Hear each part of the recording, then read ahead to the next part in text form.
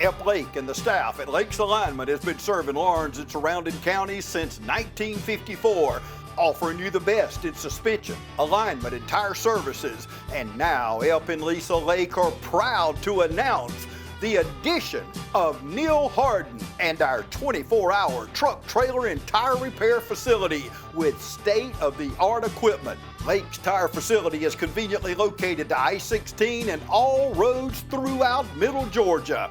Call on us 24 hours a day, 7 days a week for truck, trailer, and tire repair. Call 272-4230, serving the Southeast for over 65 years. Lakes Alignment and now 24-hour truck, trailer, and tire repair.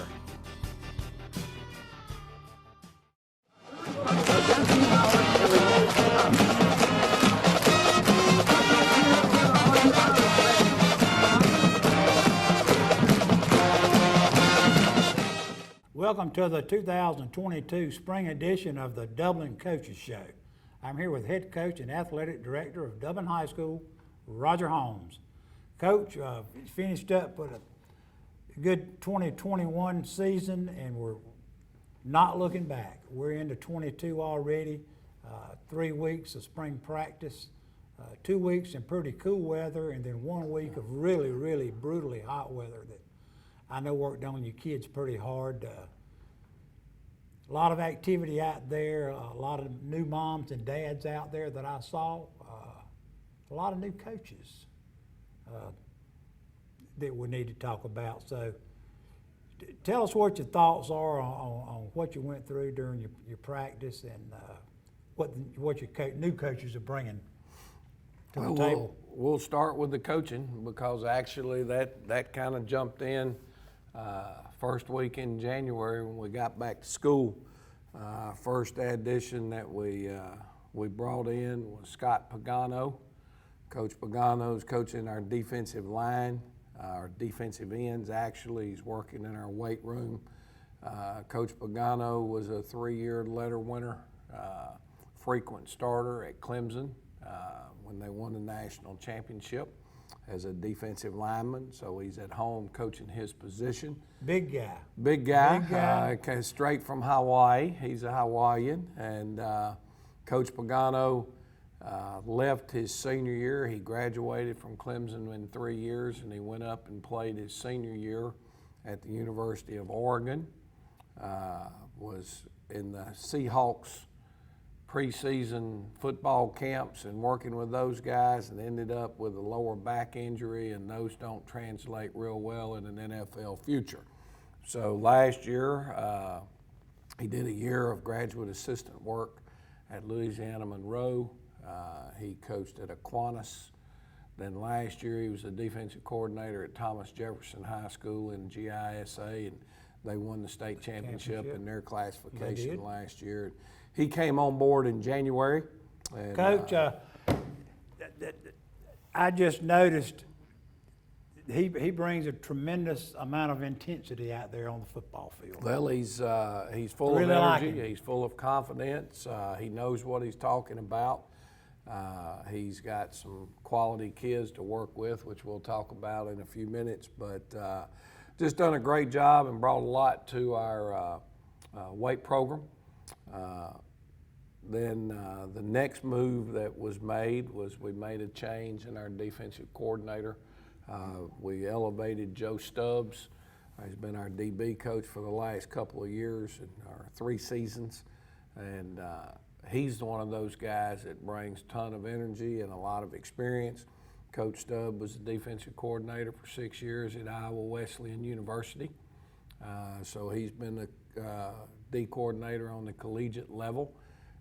He's adapted very well over his last couple of years to high school football, and because it's different. And now we're looking forward to seeing what Joe brings to the table with his Friday nights and his adjustments and his weekly game plans and those type things. I've noticed that when I've been here in the past, he's one of the last to leave out of the coach's room in there, one of the first in there. And also, I've noticed on the field and during the games at times, pregame and whatnot, the players really rally around him. Well, there's no question. Again, he's another guy that brings a lot of energy to the table, and the kids respond to Coach very, very well. He's been in our weight room and for the last couple of years, and he's done a really good job in there, although trying to get done what we need to do in the strength and conditioning program has been pretty tough as we went through that COVID run. Then, you know, a guy that I've had a relationship with now, I guess, for about 20 years, to be quite frank with you. They decided over in Washington County that they wanted to make a change in their head football coach, and we were the ones that were fortunate enough Absolutely. to bring Joel Ingram on board. He's won over 130 games as a head football coach in his 15 years in Sandersville. He comes from a football program that hard-nosed, tough, physical. And to me, you know, not only is Joel a quality head coach, but his expertise is in the offensive line area. That's what he's played in college, that's what he's coached, and he'll be working with our centers and guards. And over the years, if you knew anything about Washington County football, going all the way back to the Rick Tomberlin days, who Joel broke in with, their weight program, their strength and conditioning program was a major, major key to that. Then, you know, actually when I was looking for an offensive line coach, I'd reached out to Joel to see who he knew in his area. You know, those guys talk a lot and they're together. And he brought a name to me of Keaton Wilson, and I'd known Keaton. Keaton used to be the offensive line coach in Jefferson County. And actually, right. Jefferson County won the state weightlifting competition when he was working in charge of their weight room up there. He spent his last couple of years over in Enterprise, Alabama, working for a guy that runs single wing, very similar to the wing T, and Rick Darlington. It's a name that is synonymous with the style of football that we play, and so Keaton was over there. He'd been at Twiggs County, I think, prior to Jefferson County. So he's been able to come on, and he's, I think he was actually the offensive line coach at Twiggs County. It was back when Dexter Copeland was there, and I think they made it to the semifinals. They did? So another guy that brings about 15 years of experience, and he'll work with our tackles and tight ends. Weightlifting experience also. Yep, he's going to be teaching driver's ed, but he will be obviously in the weight room during the summer and some one period a day, I think, when our football kids are in there during the fall. Now, as we continue to look around for some other areas and some other help, Barry Brown has decided that he was going to make a move and try the graduate assistant thing to see if he can get in the college game. Now we're looking for a wide receiver coach. Well, it just so happens that Joel Ingram, offensive coordinator, Ronald Bonner, who played wide receiver at Colquitt County High Schools, deep in their record books, went on, played wide receiver at Jack State, and then he played professional football in the Canadian League as well as in the Arena Football League. Coach is now here coaching our wide receivers and doing an excellent job with those people. May have been one of the best high school athletes to ever come out of his high school. Well, that's the story, and you probably know more about that than I do. But Coach Bonner's got a tremendous demeanor about him and just does a phenomenal job with that. Then we keep talking, and those guys over there in Washington County just felt like that the situation wasn't for them. It wasn't in their best interest. And a young man that I'd tried to bring in here a couple of times before, Brad Wallace. Superman. Spent a lot of years at Washington County, left and went back to Alabama where he was from, took a head coaching job there. I think he was there for 3 years, and then he came back to Washington County. And he runs their middle school weight program in Sandersville, which again is where you get all of your, your foundation and your base. Well, he's taken, as Coach Barry Brown has left, Coach Wallace will take over our middle school weight program, and we look forward to seeing the results of that happening, and he's going to be coaching our running backs. Coach White is not returning next year. He was coaching our quarterbacks and fullbacks, so Riley Holmes, who's been coaching the running backs now, will go to our quarterbacks and fullbacks. And So from the offensive standpoint, there we are. Matt Starley's back coaching our defensive line at defensive tackle. As I mentioned, Coach Pagano will take over for those centers and guards, or excuse me, defensive ends. We took our tackle and tight end coach, who's done it the last couple of years, and Derek Brown. He coached linebackers for Coach Stubbs at Iowa Wesleyan, and that's what he played in college. So we pushed him back over to the defensive side of the football, where he really has the most of his experience. So he'll coach the linebackers for us. And then Fred Williams is returning back in the secondary again with Second year. second year, and made a lot of strides last year in coaching this game of football. Obviously losing Barry, losing a kicking coach, but that's what Brad Wallace, the duties that he'd been handling, he worked with all the specialists and kickers over in Sandersville, so we feel like we've, filled that spot back. I hope Barry does well. He came back here, he kicked for you and played football here and came back and worked for you, but as a young man, I can see him Barry's go to the college level. Yeah, Barry's handled everything perfectly, professionally, and his goals and his dreams, and I hope everything works out for him. If anything I can do on my end, you bet that we can.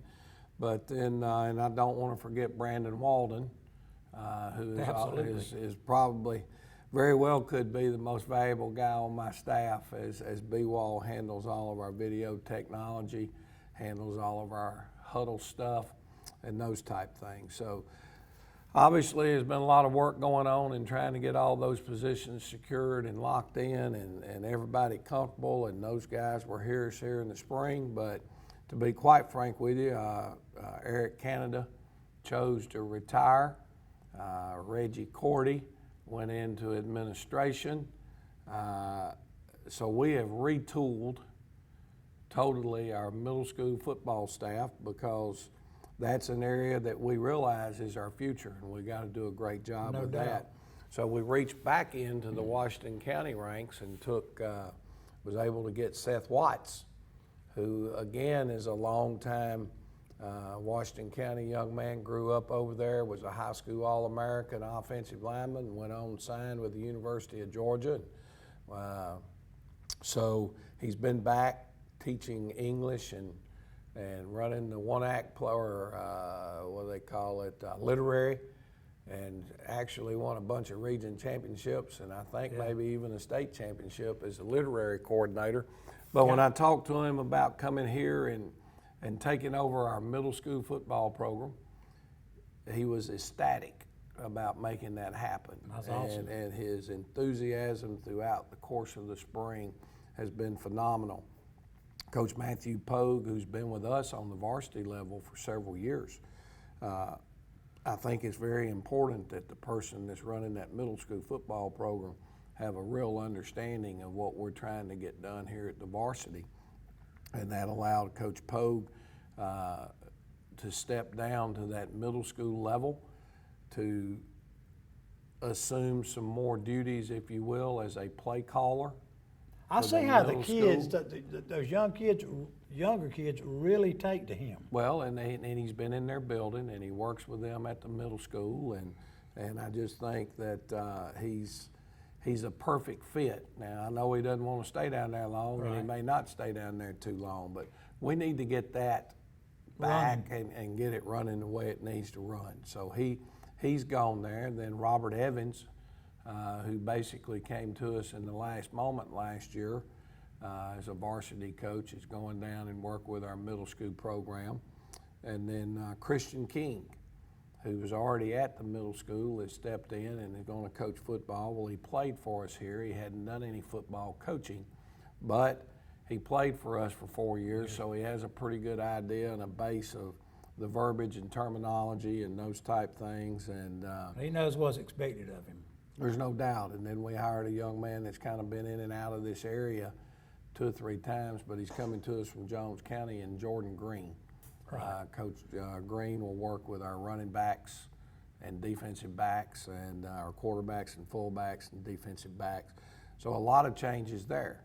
Now, all that's going on while about that time spring recruiting starts. And the spring recruiting thing has been huge around Dublin this year, as I think we've had in the neighborhood of 65 different colleges that have stopped in to check on our players.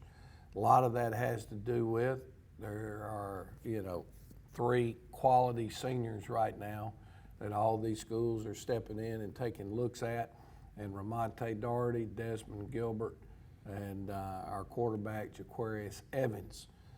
Those young men all picked up offers this spring. And then you've got a junior that everybody's interested in right now, Nasir Johnson, center and defensive tackle. So those guys are going to continue to roll in and out of here. And that is a huge plus. It's a huge plus for everybody we have coming, because when they're there, they're watching you practice.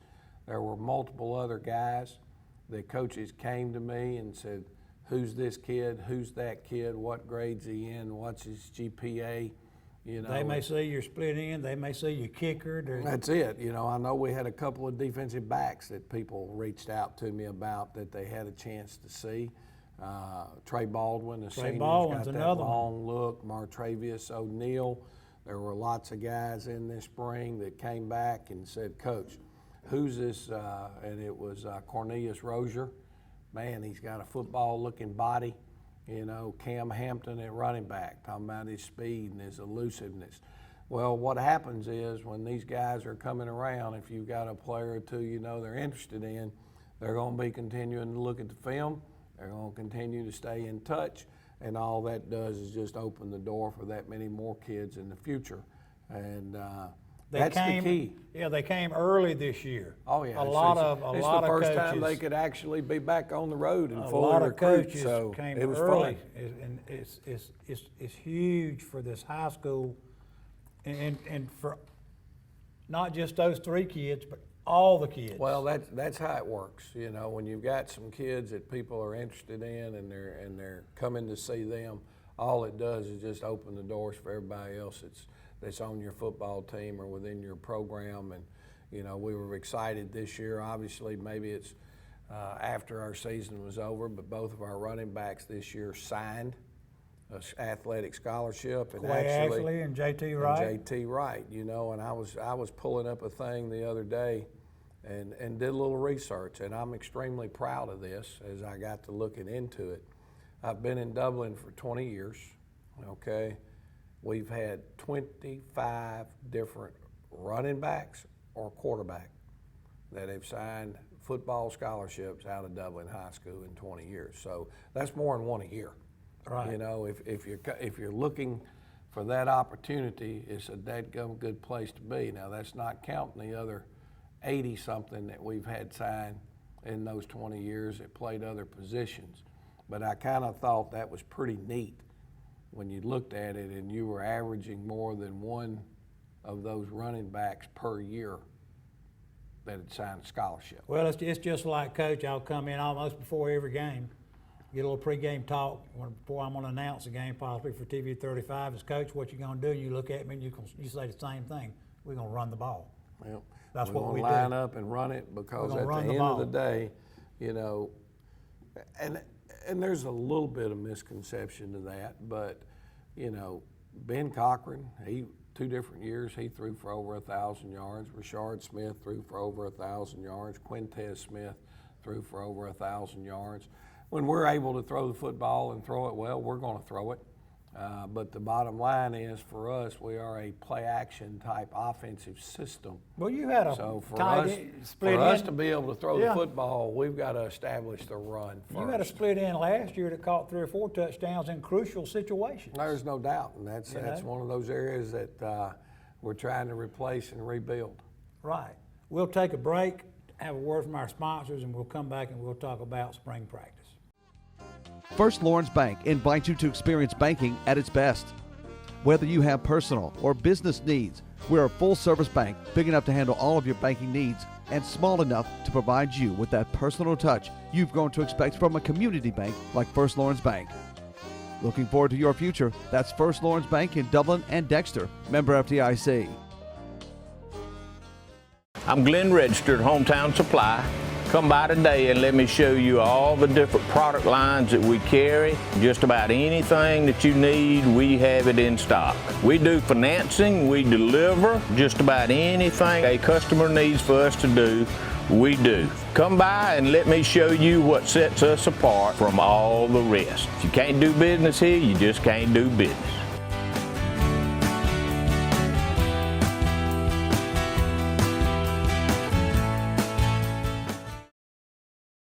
Count on Chapman & Associates Polygraph Service and unlock the truth. Chapman & Associates Polygraph Service, offering pre-employment, post-conviction, sexual offender testing, employee thefts, infidelity, and more. Call on the professionals at Chapman & Associates Polygraph Services and unlock the truth. Tim Chapman, CEO. Email at caapolygraph@gmail.com. or call 478-998-9273. When you need help, call Chapman & Associates Polygraph Service and unlock the truth. And we're back. Coach Holmes, you want to talk about spring, how things went, how kids looked, or what direction you want to go? Well, you know, for us, I think the first thing is Got important. new kids. Yeah, we talked about, you know, what we want to do, and that's be able to run the football and stop the run, you know, defend the run. And in spring practice, you get 10 days of practice within 13 school days, and you got pads on. Okay, so for us, spring practice, passing game is sort of on the back burner, although we do a little of our play action stuff. Our emphasis in the spring has been able to block and tackle physical football. Then when we get to the summer and the t-shirt and shorts in the month of June and that type thing, it'll be more about installing the complete passing game and those type things. So, Kicking game. yeah. So for us, it was valuable experience. You know, when you look at our football team, I feel pretty good in this sense that you got to be strong up the middle now if you're going to be a wing T football team. And I think you got that. with Nasir Johnson playing center at 6'5", 290. You got both your guards back with Desmond Gilbert and Ramonte Doherty at both of them in the neighborhood of 6'2", 225, give or take 5 either way. And both can run, so we're in good shape there. Drew Rozier is returning from a starting position last year. So we're looking for that next tackle to step in and be the starter. Kelwan Gilmore made progress through the course of the spring. So did Eric Brown, who's not been with us for a couple of years. Was almost a starter for us 2 years ago and disappeared during the middle of the summer. Now he's back and he's had a pretty good spring for us on both sides of the football. And, you know, from that standpoint, I feel like that he's got a chance. Chase Colbert had a heck of a spring, caught my eye on multiple occasions with some of the things that Chase was able to do. And Chase will be a sophomore next year. Be a sophomore, man. Yeah. And it's come a long way. He's got to continue to get stronger, but man, his technique is pretty good. He knows his assignments and tries to be physical. Just got to get it done in the weight room. Smart kid. He needs some push. He's got some drive. He needs a little push. I know the kid, know his family. Yeah. Good folks, and they have continued to push him to stay out here. And I say, stay. You're going to play one day. Well, he's right. He's knocking on the door, and another young man that like to see things like that. That we think has unlimited potential, but he's going to have to buy in 100% to ever reach that potential, and that's a young man named Jordan Tobridge. Jordan will be a sophomore for us, and he's got a ton of raw talent. What most of these kids don't understand, though, is physical talent alone is not going to carry you in a team sport. And, you know, I'm looking for him to have a great off season. Now, we're returning Corin Rozier, who was our backup tight end last year. Yeah. He's done a really good job for us there, and we've moved Antonio Benjamin to tight end. Gosh, he got after it, okay? So at the end of the day, both of those two young men make me feel like that we've got adequate 2 tight ends, and then Elijah Rozier behind them, Corn's little brother, is knocking on the door and give us possibilities to be 3 deep there. You know, Brendan McLeod, and you know, Brendan he's going to be a sophomore. He's a little bit young, and you know, he's got some growing up to do, and some mental toughness part that he's got to do to help us in that center position. And then we had a new young man come out, and Derek McCray, big old kid, tremendous young man who worked extra every day. Big 77. He's just behind the 8 ball on experience. So we'll see where he goes from there. You know, at quarterback, I feel like we're sitting pretty solid at 1-2 at quarterback on the varsity level right now. You've got Jaquarius Evans returning as our starting quarterback. Micah O'Neill will be a sophomore. Micah's come a long way at quarterback. And then if we need to go down to number 3 right now, Trey Baldwin, who's playing split end, has got enough reps at quarterback that if we got into an injury, it wouldn't be like, oh no, we got to get somebody ready real quick. And you could play the Hartwell boy too. Well, he's not going to be eligible for varsity competition. He's transferred schools, but they did not make a bona fide move into the city limits. So he'll be eligible for JV football. Yeah, I just watched him out here on the field. He's got can some play. ability, and we're looking for some good things out of him. But unfortunately, I can't tab him in right now as a varsity, a guy that can help us with the varsity. Now, at the running back positions, we feel like we've got 3 very capable fullbacks, and Damari Foster, Xavier Bostic, and Jamie Lang. All 3 of those young men have done a really solid job for us. You've got Cam Hampton at our H-back and Montravius O'Neill. Trebo, we thought 2 years ago as a freshman, might have had the most ability out of all those 9th grade running backs. Well, I'm not sure why, but you know, he decided to give it up and thought all he wanted to do was play the game of basketball last year. So now he's behind. But if anybody's made enough work and effort to try to catch up, we're glad to have him back, though. Yeah, and so I think he's got a chance to push Cam, if not take the spot. And right now he's actually starting on the defensive side of the football, so that part helps. And then over at our wingback position, you got Malachi O'Neill, who played a great deal for us last year and just did a tremendous job for us over there, and he's backed up right now by Willie Batts. And Batts has played well too. Yeah, Batts is just going to be a sophomore. So we've got a lot of young kids coming up. Some of these names are going to change on that depth chart. There's no question about it over the course of the summer. When we jump over to the defensive side, then it all starts, I think, for us. We think our front 4's got a chance to be pretty good. You've got Ramonte and Des Gilbert both back at defensive end. Like I said, both those kids have already got college offers. Multiple offers. Some of them pretty impressive offers right now. Nasir Johnson can go inside and play at D tackle, but he's going to have to improve his technique. I'm not saying that to embarrass him. We talked about it this morning. You know, he's playing a little high, trying to make plays instead of doing his job first. Eric Brown, I mentioned a minute ago, and Emmanuel Gilmore inside, Brennan McLeod.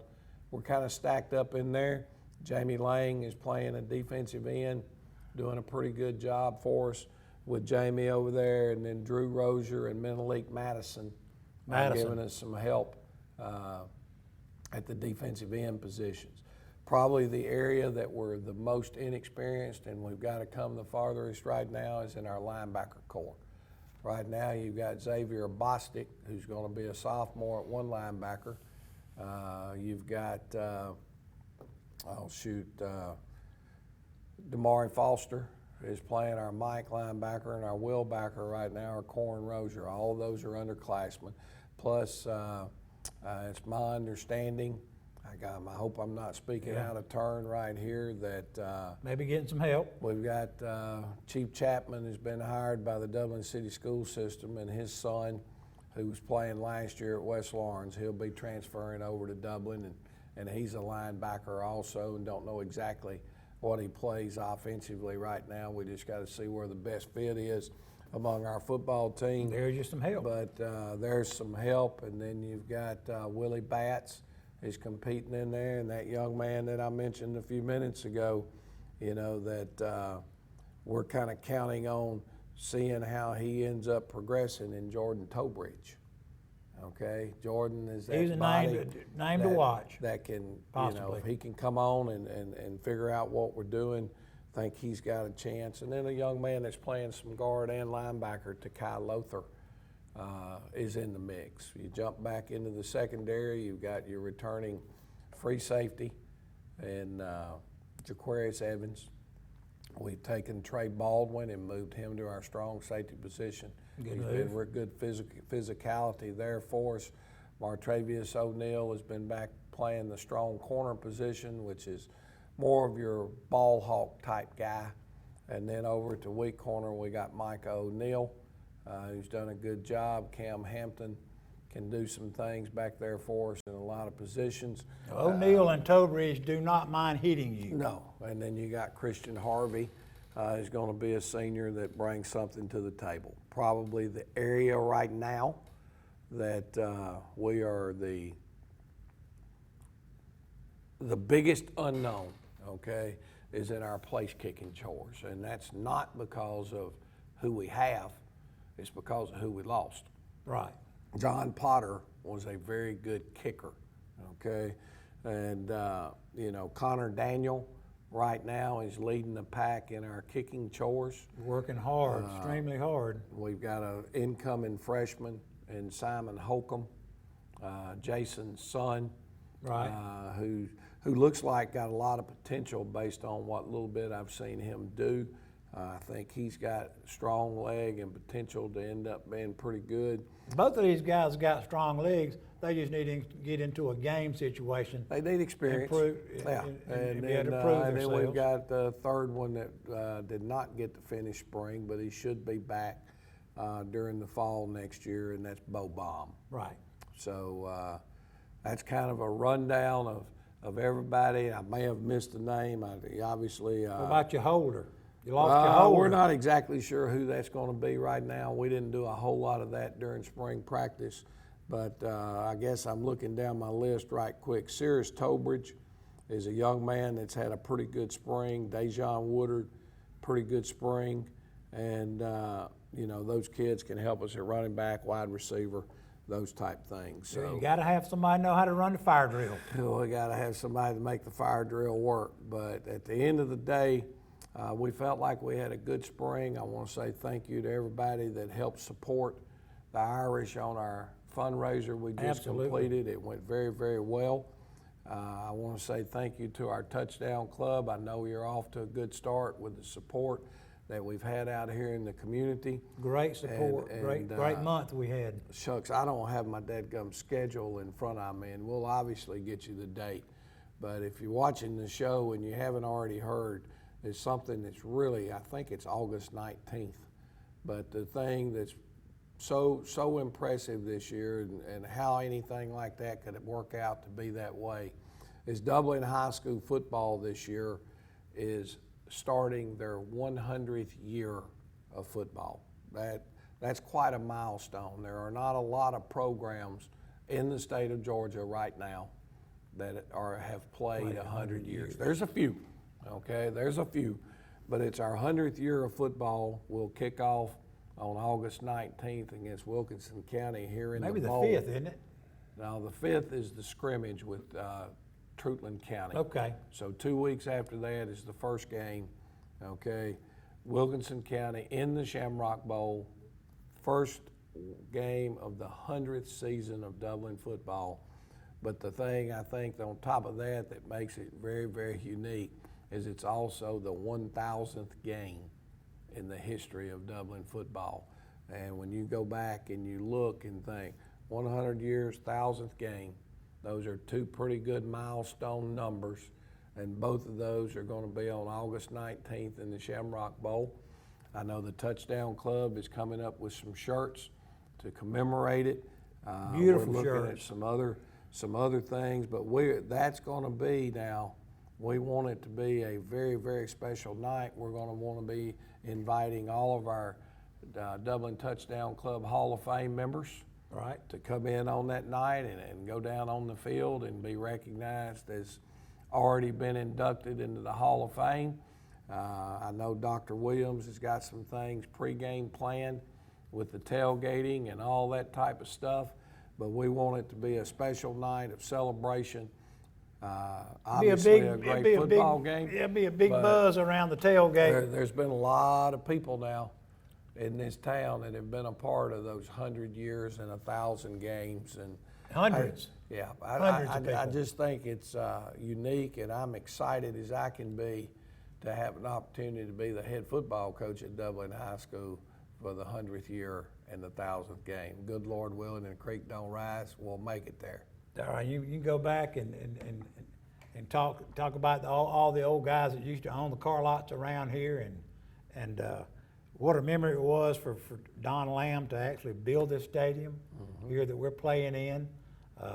How the schools came together, how the players and coaches came together, and how this tradition has continued to thrive is, I think, what's important. And like you said, Dr. Williams is going to have a lot of things going on. It's going to be a tremendous atmosphere around this school that week and around the tailgate. And it's something to be celebrated. It really is. Yeah. And you know, I know there's some plans already in the works, because not only would we not want it to just be a great football game, but we want the dadgum thing to be something this community has a chance to rejoice in what they've been a part of here. right, we need to get the Ray Harwells and all those folks back out here. No doubt. That week, sure do.